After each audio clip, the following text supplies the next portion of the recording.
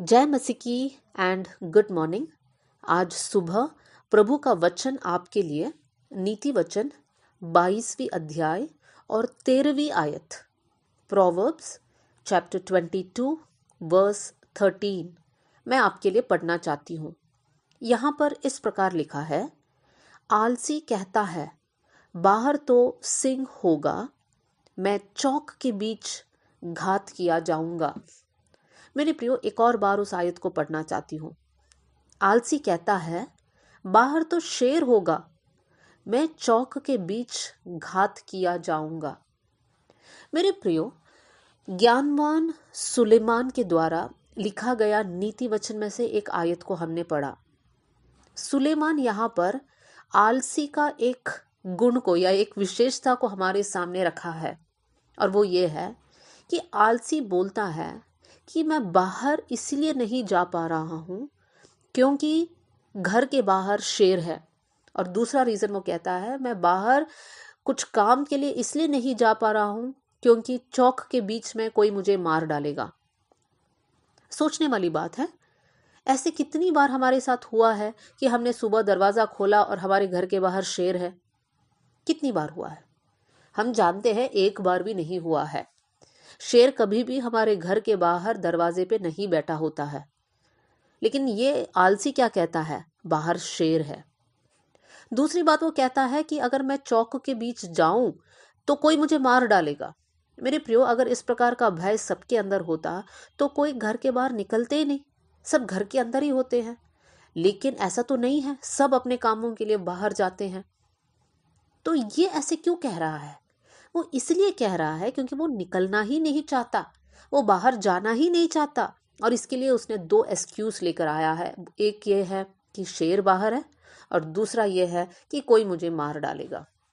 मेरे प्रियो, हम जब ये बात को सुनते हैं हमको ऐसा लगता है कि कितना सिल्ली है, कितना मजाकिया बात है ये। ऐसा कभी हो सकता है क्या? ऐसा कोई इंसान क्यों कहेगा? बस एक ही रीज़न है उसके पीछे, और वो ये है क्योंकि वो आलसी है, वो जाना ही नहीं चाहता। मेरे प्रियो, हम में से कोई आलसी नहीं है। हम लोग सब सुबह उठते हैं, ड्यूटी जाते हैं, ड्यूटी से वापस आते हैं, घर का काम, पार्ट टाइम, ओवर टाइम, सारे काम को हम लोग करते हैं, मेहनत करते हैं। हम लोग थक जाते हैं, फिर सोते हैं, फिर अगला दिन वैसे ही हम मेहनत करते हैं। लेकिन मेरे प्रियो, सोचने वाली बात है, हमारी आत्मिक जीवन में क्या हम ऐसे ही मेहनत करते हैं? क्या ऐसे ही अनुशासन वाला जीवन हमारे अंदर है? क्या हम इस आलसी के समान हम एक एक बहाना बोलते हैं? बहुत से वक्त हम लोग प्रार्थना के लिए, आराधना के लिए, बाइबल पढ़ने के लिए, उपवास के लिए हम लोग डिसाइड तो करते हैं, एक टाइम भी रखते हैं, लेकिन हम लोग करते नहीं हैं। फिर उसके बाद हम कहते हैं हम लोग ये नहीं कर पाए क्योंकि हम बिजी थे, क्योंकि हमारा ड्यूटी में ऐसा प्रॉब्लम आ गया, क्योंकि हमारे घर में मेहमान आ गए, क्योंकि हमको पार्टी में जाना था, हमको शादी में जाना था, हमको उनसे मिलना था, इनसे मिलना था, बच्चों का ट्यूशन था। कितने सारे बहाने हम बोलते हैं। ये कोई बहाना हमारे ड्यूटी के बीच में हम लेकर नहीं आते हैं। ज़्यादातर देखा जाए तो आत्मिक बढ़ोतरी के लिए हम लोग बहाने इस्तेमाल करते हैं। मेरे प्रियो, अगर हमारा जीवन ऐसा है तो हमें चेंज करना बहुत ज़रूरी है। कोई भी बहाना नहीं चलेगा। जब परमेश्वर हमें एक दिन पूछेगा कि तुमने मेरा दिया हुआ जिम्मेदारी को पूरा क्यों नहीं किया, तो हम उस दिन कोई बहाना नहीं बोल सकते हैं। उस दिन हमें शर्मिंदगी को महसूस करना पड़ेगा। तो उससे अच्छा ये है, आज से इस बात को डिसाइड कर लीजिए, हमारे आत्मिक आलसीपन को हम निकालेंगे, आत्मिक बातों में हम लोग आगे बढ़ेंगे। प्रार्थना के लिए हर दिन एक समय निकालेंगे, या दिन में 2-3 बार समय निकालेंगे। वचन पढ़ने के लिए, वचन से मनन करने के लिए हम लोग समय निकालेंगे। उपवास के लिए एक टाइम टेबल होगा हमारे पास। संगति को हम नियमित रूप से हम करेंगे।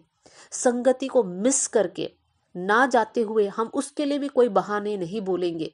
इस प्रकार का एक डिसीजन को हम लोग लेंगे। मेरे प्रियो, आत्मिक जीवन में आगे बढ़ना बहुत इंपॉर्टेंट है हमारे लिए, लेकिन संसारिक कामों में हम लोग इतना व्यस्त हो जाते हैं कि हम आत्मिक जीवन पर ध्यान नहीं दे पाते हैं।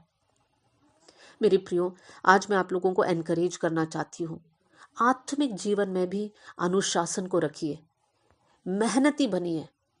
आसान नहीं है कि समय निकालकर प्रार्थना करना है, उसके लिए आपको डिसाइड करना पड़ेगा, आपको चुनना पड़ेगा, समय निकालना पड़ेगा, जगह निकालना पड़ेगा और आपको बैठकर प्रार्थना करना पड़ेगा। क्यों ना आज ये डिसीजन ले। आइए हम लोग मिलकर प्रार्थना करें। स्वर्गीय पिता, आज का दिन के लिए धन्यवाद प्रभु। ये वचन सुनने वाले हर एक भाई और बहन के लिए मैं दुआ कर रही हूँ परमेश्वर पिता। अगर किसी के अंदर एक आत्मिक आलसीपन है प्रभु, मैं दुआ करती हूँ परमेश्वर पिता, इस आलसीपन को आप दूर कीजिए परमेश्वर पिता। प्रभु, हमारा कोई भी कारण आपके सामने वैलिड नहीं है, हम ये बात को जानते हैं, वो सब आपके सामने बहाने हैं प्रभु जी। हमें क्षमा कीजिए जब हम लोगों ने पिछले दिनों में हमारे बहाने को आपके सामने रखा। माफ़ कर दीजिए प्रभु, हम अब भी आपके बच्चे हैं प्रभु, हम पर तरस खाइए प्रभु जी। और परमेश्वर, आत्मिक बातों में मेहनती और अनुशासित बनने के लिए आप हमें मदद करना। प्रार्थना सुनने के लिए धन्यवाद। यीशु के नाम से हम मांगते हैं, आमीन। प्रभु इन वचनों के साथ आप सबको बहुत आशीष दें। जय मसीह की। God bless you all.